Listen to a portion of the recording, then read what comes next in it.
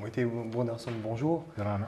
Vous avez effectué cette semaine votre première mission à Paris en tant que président de la Polynésie. Quel bilan faites-vous de ce déplacement?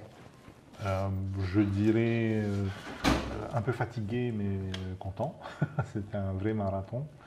On a enchaîné les rendez-vous aussi bien avec les ministères qu'avec les services techniques, avec des interlocuteurs locaux, nos associations. Enfin, voilà. Donc ça a été 4 jours bien remplis. Et puis demain matin on reprend l'avion avec le sentiment du devoir accompli. Est-ce que c'est difficile en quelques jours de lancer comme ça une nouvelle impulsion, une nouvelle gouvernance?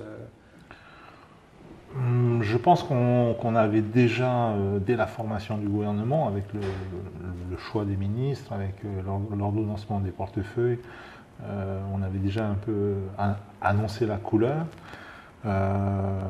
Les premières rencontres avec le représentant de l'État chez nous, donc le haut-commissaire Eric Spitz aussi, on a jeté les bases d'un partenariat basé sur le respect mutuel.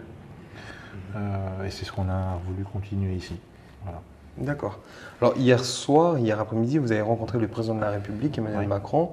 Comment s'est passé cet entretien? Très bien. J'avais déjà eu, en tant que député, l'occasion de le croiser dans des cérémonies. J'avais jamais eu l'occasion de discuter 1 heure avec lui.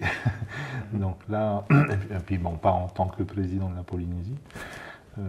Donc on a pu balayer un certain nombre de sujets, à la fois sur... je l'ai senti très à l'écoute. Je pense que c'est peut-être aussi une caractéristique du président Macron, c'est quelqu'un qui écoute beaucoup. Après, il prend ce qu'il décide de prendre, mais en tout cas, il écoute. Je lui ai expliqué quelle était ma vision du développement de notre pays, ma vision, celle du Tamini Bilatira, c'est pas que ma vision. En tout cas, c'est moi qui l'apporte aujourd'hui en tant que président. Donc, avec ce choix qu'on a fait de 4 secteurs prioritaires, le tourisme, le secteur primaire, les énergies renouvelables et puis le numérique et l'audiovisuel. Ça ne veut pas dire qu'on ne fait pas les autres trucs, mais c'est les 4 secteurs prioritaires. Je lui ai expliqué comment dans tout ça venaient s'insérer des éléments structurants comme l'aéroport des Marquises. Enfin bon. Et je pense qu'il a bien compris. En tout cas, il m'a dit qu'il adhérait à cette stratégie, qu'il l'a trouvée pertinente. Bon, c'est un bon signe. Et que l'État serait là à nos côtés pour nous accompagner en tant que de besoin. D'accord. Et vous avez dit mardi, après votre rendez-vous avec Gérald Darmanin, que s'il faut parler de la question de l'émancipation, de l'évolution institutionnelle, du processus d'autodétermination, ce serait avec Emmanuel Macron. Je pense que c'est la logique des choses. Ce n'est pas un manque de respect vis-à-vis de Gérald Darmanin. Gérald Darmanin, c'est le ministre des Outre-mer. Il a son périmètre d'action, il est plus dans l'opérationnel. Et pour toutes les questions des institutions, de l'évolution institutionnelle, il m'a semblé la courtoisie élémentaire d'en discuter avant tout avec le président de la République. C'est ce qu'on a fait. On a abordé, on va dire, deux lignes des possibles, c'est-à-dire d'un côté la fenêtre de révision constitutionnelle qui va s'ouvrir autour de la Nouvelle-Calédonie et autour de laquelle l'ensemble des Outre-mer et également la Corse, que moi je considère comme un Outre-mer, même si on voit le continent depuis. Donc tous ces territoires-là veulent revisiter d'une manière ou d'une autre leur relation à l'État au travers de cette révision constitutionnelle. Donc moi on a quelques éléments qu'on avait annoncés pendant la campagne, on est des gens cohérents, qu'on aimerait voir figurer, comme la citoyenneté. Également, moi, en tant que président, j'aimerais qu'on revisite un peu les relations internationales, qu'on nous donne plus de latitude d'action dans notre bassin régional, dans le Pacifique, de manière à ce qu'on puisse, au moins sur le plan commercial, sur le plan économique, tisser des liens, établir des accords directement, sans avoir à faire ces démarches triangulaires entre nous, les pays tiers et l'État. Évidemment, sans préjudice des conventions existantes bilatérales entre la France et ses États. Voilà. Donc ça fait partie des sujets que j'ai abordés, aussi bien avec M. Darmanin qu'avec le président et avec M. Karenko. Et je pense que sur ces 3 sujets-là, on n'est pas opposés. La deuxième ligne dans ce champ-là, dans le champ diplomatique, dans le champ institutionnel, c'est évidemment le processus de décolonisation et d'autodétermination que dont le Tavini réclame la mise en place depuis longtemps, mais plus particulièrement depuis notre inscription sur la liste des territoires non autonomes à décoloniser en 2013 aux Nations Unies. Et donc là, j'ai pu exprimer hier au président de la République la déception qui est la nôtre depuis 2013 de voir cette forme de déni de notre inscription de la part du représentant de l'État aux Nations Unies, qui, à chaque fois que la question de la Polynésie est abordée, sort de la salle et revient ensuite pour celle de la Nouvelle-Calédonie. Donc, cette schizophrénie qui n'est plus tenable, à mon avis, qui consiste à, pour la Nouvelle-Calédonie, coopérer avec les Nations Unies, et pour nous, faire comme si on n'était pas réinscrit. Donc voilà. Autant depuis 2013, puisqu'il faut quand même rappeler que le même jour, on était réinscrit et on perdait les élections au Fénois, et on n'avait pas retrouvé jusqu'à aujourd'hui la main sur l'exécutif. Donc pendant toute cette période, l'État nous opposait le fait que justement l'exécutif polynésien, issu des urnes, expression donc de la voix majoritaire, voulait la désinscription et que donc on n'avait même pas à dialoguer. Aujourd'hui, ce discours ne tient plus, puisque la majorité à l'Assemblée de Polynésie est à Veniwelatila, les 3 députés sont à Veniwelatila et le président du gouvernement est à Veniwelatila. Donc je pense le temps est venu qu'on puisse s'asseoir entre adultes autour d'une table pour dialoguer tout simplement. Et vous avez eu des gages là-dessus? Vous pensez que l'État va venir?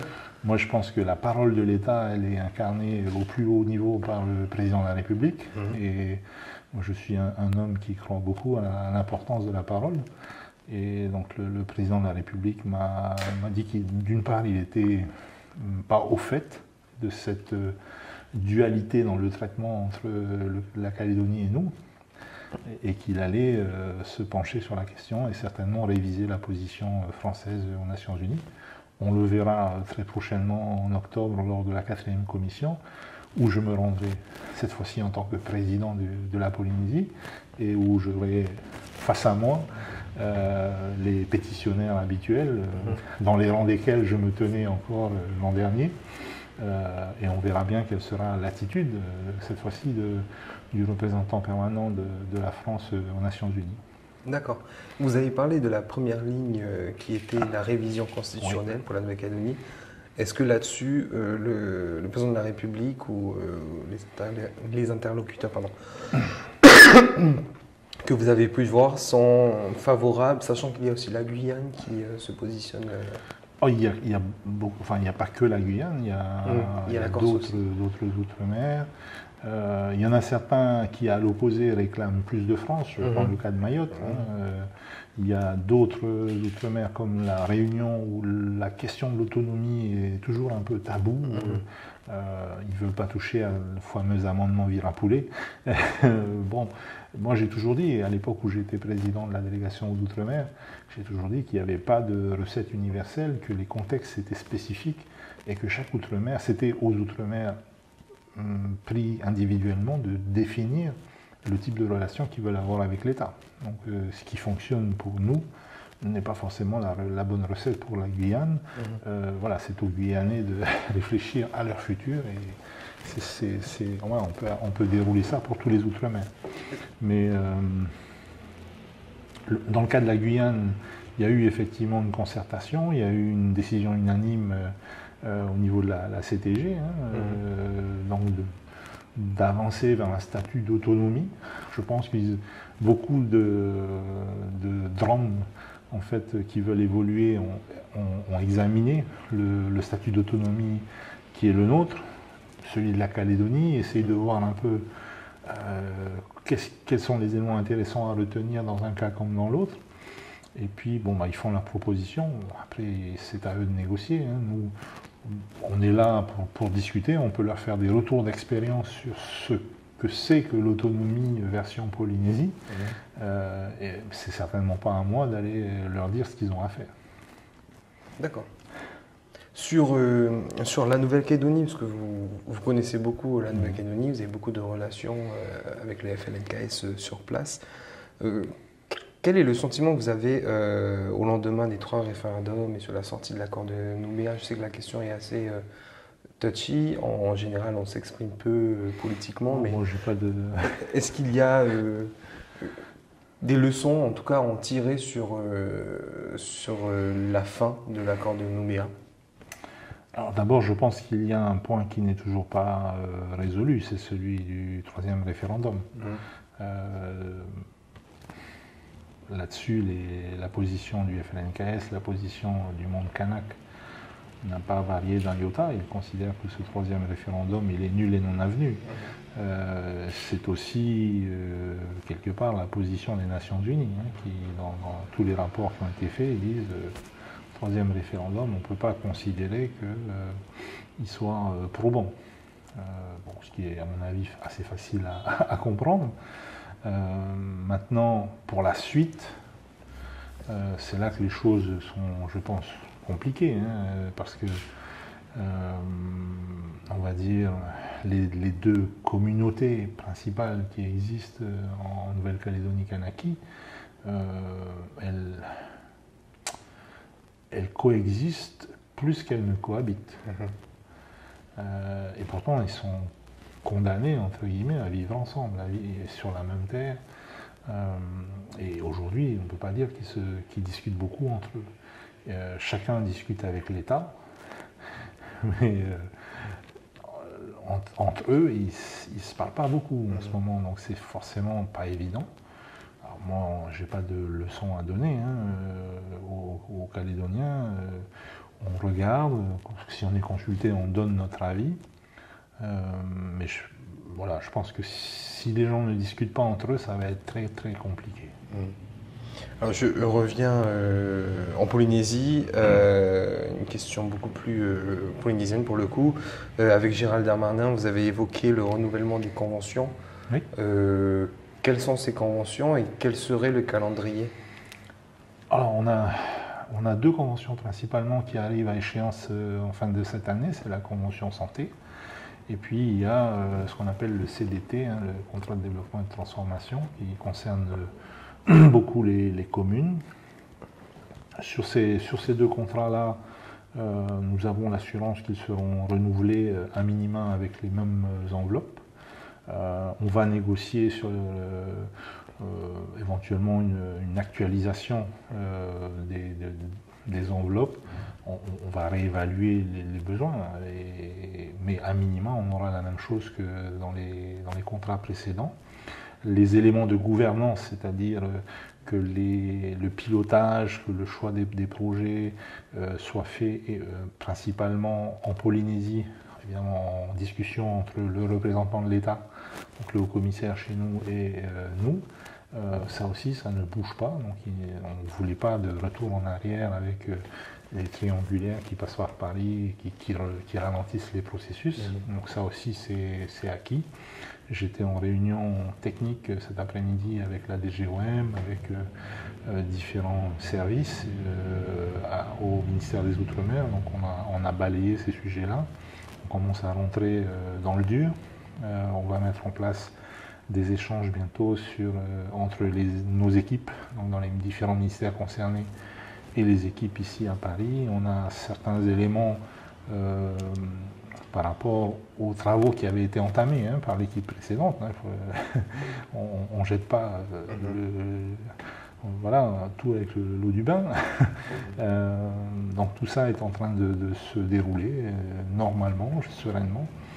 Et normalement, Gérald Darmanin devrait se rendre en Polynésie au mois d'août, certainement en même temps que la ministre des Sports, ou peut-être un peu avant. Donc il viendra peut-être assister au testament des JO qui se déroule à ce moment-là, et il viendra aussi, je pense, surtout pour la signature du renouvellement de ces conventions, ou voilà, une formalisation de ce renouvellement à venir. D'accord.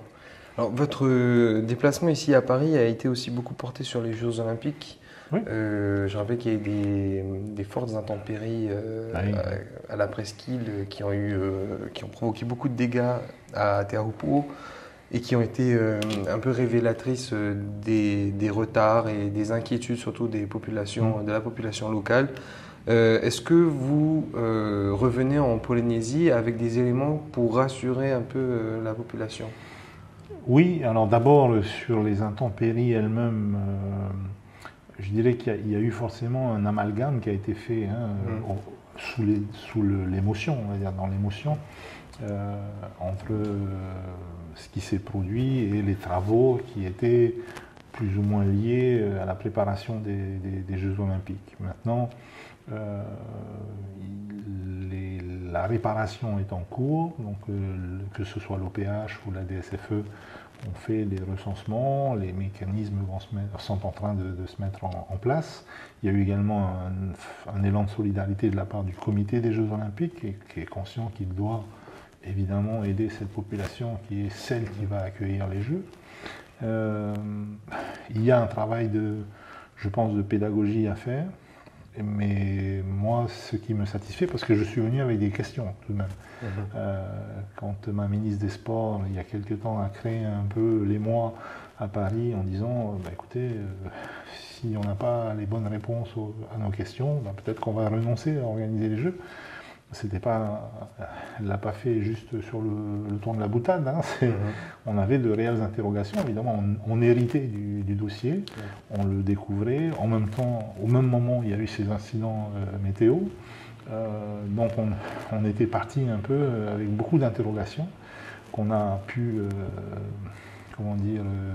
évacuer progressivement, aussi bien avec Barbara, donc, qui est la représentante en Polynésie du comité des Jeux Olympiques, à distance avec Tony Estanguet, et puis donc Tony que j'ai rencontré à nouveau ici à Paris avec toutes ses équipes. J'ai posé mes questions sur les garanties environnementales, sur la notion d'héritage, sur la notion d'inclusion des populations dans ces Jeux. Et sur ces trois questions principales, j'ai eu, on va dire, les réponses que j'attendais. D'accord. D'accord, par exemple, sur l'héritage, les infrastructures, par exemple, qui vont être construites, ce sont des choses qui vont ensuite servir à la population par la suite Qui vont nous servir, par exemple, si on prend un cas bien concret, c'est celui de la Tour des Juges, qui est un gros investissement sur lequel, d'ailleurs, le ministre Karenko est sur le point de faire des annonces, puisqu'ils vont augmenter la participation au financement donc de la part de l'État sur cette infrastructure. L'idée, c'est de pouvoir la réutiliser pour les compétitions du circuit pro, parce qu'il faut dire les choses également de manière franche. La tour qui était utilisée jusqu'à présent pour les épreuves de la WSL n'est pas aux normes. À vrai dire, on ne devrait pas autoriser l'utilisation de cette tour. Elle n'est juste pas aux normes. Il y a eu un audit de fait au départ pour savoir si on pouvait réutiliser cette tour pour les JO. La conclusion a été non, elle n'est pas aux normes. Donc, le fait de pouvoir disposer à terme, et le test event qui va se dérouler en août va être la première occasion justement de tester le montage puis le démontage de cette tour, va nous permettre d'avoir une meilleure idée de ce que ça coûte de la monter et de la démonter, des formations qui sont nécessaires, parce que ce seront finalement les mêmes équipes qui aujourd'hui montent la tour artisanale, je dirais, en bois, qui a été utilisée jusqu'à présent. Ce sont ces mêmes équipes qui normalement devraient être demain chargées du montage et du démontage de la tour olympique, on va l'appeler comme ça. Je pense qu'à terme, c'est un outil qui est positif.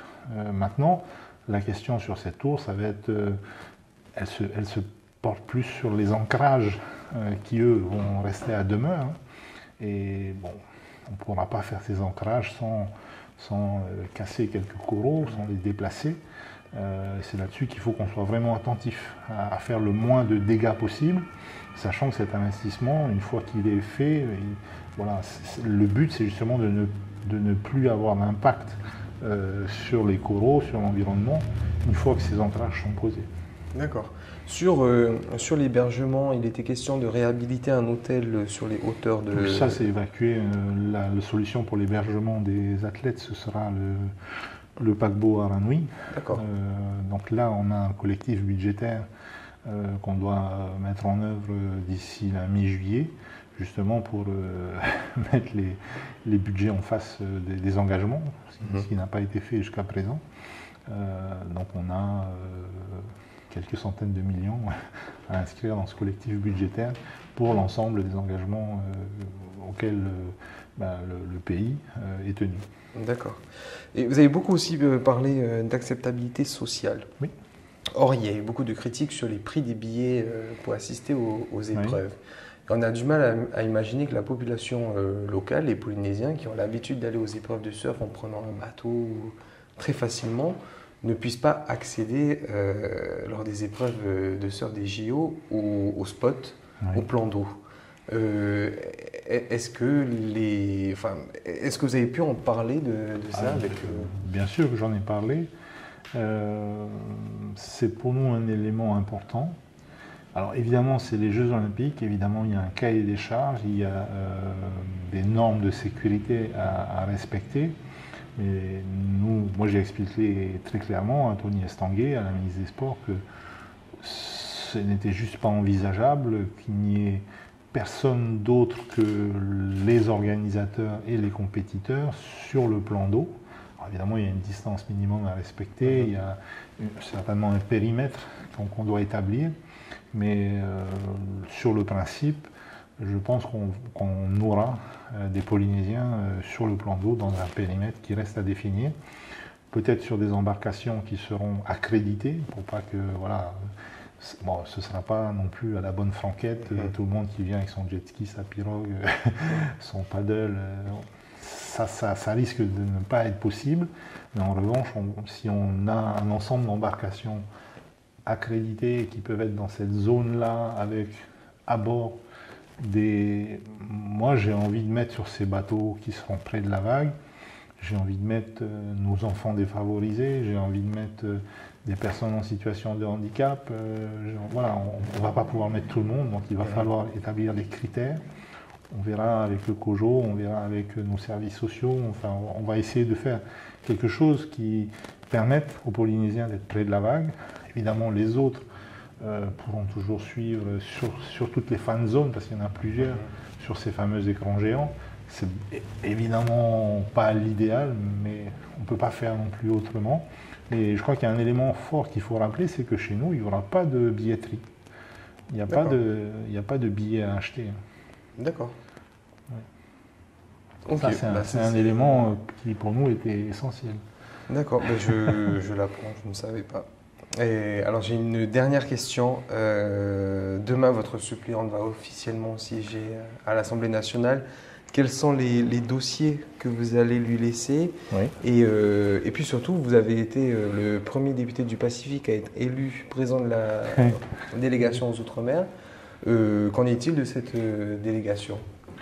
Alors, sur les dossiers que Mariana va porter, je pense que le tout premier, ça va être celui de l'ITR, donc de cette mise en place d'un mécanisme compensatoire qui avait été promis à l'époque par Yves Gégaud et qui n'a jamais vu le jour. Donc là, les discussions ont repris, les propositions des syndicats, du moins pour certaines, sont arrivées à Rio Dino. Le prochain comité là-dessus, auquel Mariana va participer, puisque j'ai demandé à ce qu'elle prenne ma suite au sein de ce comité, va se dérouler le 7 juillet. Il devait initialement se dérouler le 19 juin. Donc là, justement, cet après-midi, dans la réunion de travail, on nous a précisé que la date était maintenant fixée et que c'était le 7 juillet. Donc ce sera on va dire, son premier dossier concret. C'est un dossier qu'elle connaît mieux que moi parce qu'elle est fonctionnaire d'État à la base, oui. Donc directement concernée. Ça fait partie des choses sur lesquelles elle avait déjà réfléchi avec ses collègues, bon, voilà. J'espère vraiment que ça va aboutir parce que moi je l'ai dit aux différents ministères, je l'ai dit aux commissaires. La dernière grève dure qu'on a eue chez nous, c'était lors de la mise en place de l'ITR. Et si tout le monde s'en souvient, le commissaire de l'époque avait dû abattre un arbre pour pouvoir prendre l'hélicoptère et s'en aller. Donc je pense qu'on n'a pas envie que ça se reproduise. Et sur la délégation Alors sur la délégation, c'est une élection. Oui. Donc là, les gens vont rentrer en campagne. Je ne sais pas combien de candidats il y aura. L'objectif, je pense que ce qui est important, c'est que cette présidence demeure au groupe GDR, parce que c'est le groupe qui compte le plus d'ultramarins. Donc pour moi, c'est la logique des choses. J'ai proposé la candidature de Mariana, d'autres candidatures sont en cours d'examen. Je ne vais pas non plus m'immiscer dans ce processus-là. C'est bon, moi j'ai fini ma campagne, là. Je vais laisser les autres faire leur campagne. C'est une élection, je ne sais pas qui sortira vainqueur de cette élection. Évidemment, au fond de moi, j'aimerais bien que ce soit Mariana. Parce que du coup, ça resterait dans la zone Pacifique. Bon, on verra. Mais moi, j'ai confiance dans la sagesse du groupe GDR, j'ai confiance.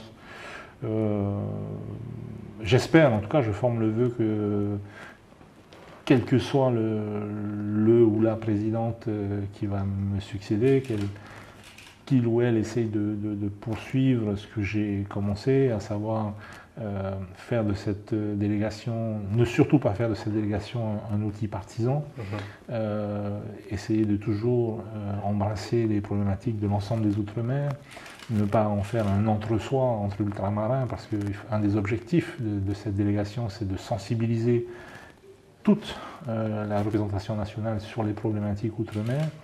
J'ai aussi beaucoup travaillé sur la coopération avec les autres délégations. J'ai organisé un colloque avec mon ami Stéphane Artano, donc, qui est lui président de la délégation sénatoriale aux Outre-mer. On avait un colloque envisagé au mois de mai sur l'état du droit dans les Outre-mer avec, encore une fois, Stéphane Artano, mais également Patrick Lingibé, qui lui est président de la délégation aux Outre-mer dans la conférence des bâtonniers. Il y a un certain nombre de délégations Outre-mer qui existent dans les institutions, que ce soit au CESE, enfin, un peu partout, il y a des délégations aux Outre-mer. Et moi, j'estimais que c'était intéressant qu'on puisse collaborer, parce qu'on se rend compte que quand on fait le bilan de nos actions, on a très souvent travaillé sur les mêmes dossiers, chacun dans son coin. Donc plutôt que de faire ça, autant qu'on travaille ensemble et qu'on essaie de produire des choses plus efficaces et plus intéressantes. Donc tout ça, c'était un peu ma marque de fabrique, hein, c'est l'empreinte que je laisse sur cette délégation aux Outre-mer. Après, chacun a son style, chacun a sa manière de voir les choses, mais je pense que c'est des éléments qui sont importants. Parce que sinon, on risque au final, si on ne fait pas tout ça, on risque de diminuer l'intérêt de la délégation. Enfin, c'est mon avis en tout cas. D'accord, super. Merci beaucoup, Monsieur le Président. Marolo. Et bon retour en Polynésie. Oui, ça va faire du bien.